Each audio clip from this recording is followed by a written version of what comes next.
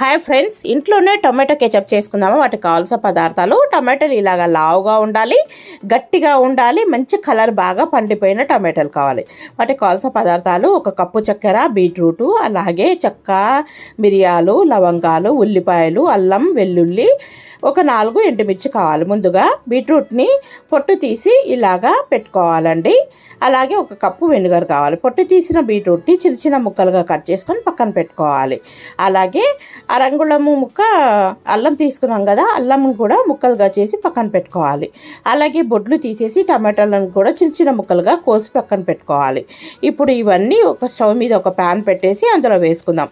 ముందుగా ప్యాన్ వేడెక్కిన తర్వాత ఎలాంటి ఆయిల్ లేకుండా టమాటా ముక్కలను వేసేద్దాం. తర్వాత బీట్రూటు, అల్లం, వెల్లుల్లి, అలాగే ఎండుమిర్చి, తర్వాత మిరియాలు, చెక్క, లవంగాలు, అలాగే ఉల్లిపాయలు ఇవన్నీ వేసి మెత్తపడేదాకా ఉడకనివ్వాలి. ఫుల్ వీడియో కింద లింక్ ఇస్తాను, చెక్అవుట్ చేయండి.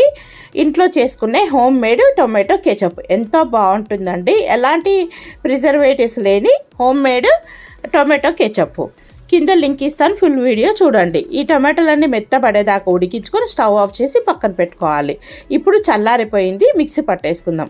ఒక మిక్సీ జార్ తీసుకొని ఇవన్నీ వేసి మెత్తగా మిక్సీ పట్టేసుకోవాలి. చూడండి ఎంత మంచి కలర్ వేసి వచ్చిందో బీట్రూట్ వేసినందువల్ల.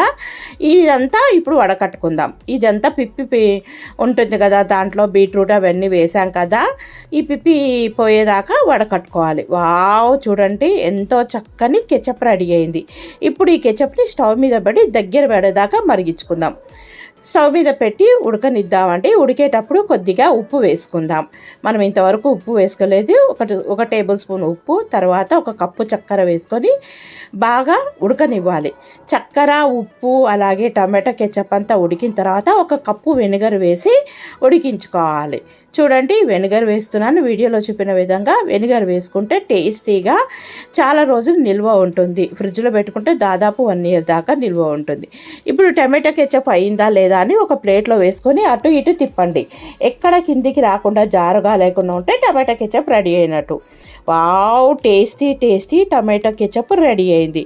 వీడియో నచ్చినట్టయితే తప్పకుండా లైక్ చేయండి, షేర్ చేయండి, కామెంట్ పెట్టండి, సబ్స్క్రైబ్ చేసుకోండి. ఫుల్ వీడియో కింద లింక్ ఇస్తాను, చెక్అవుట్ చేయండి. Thank you for watching.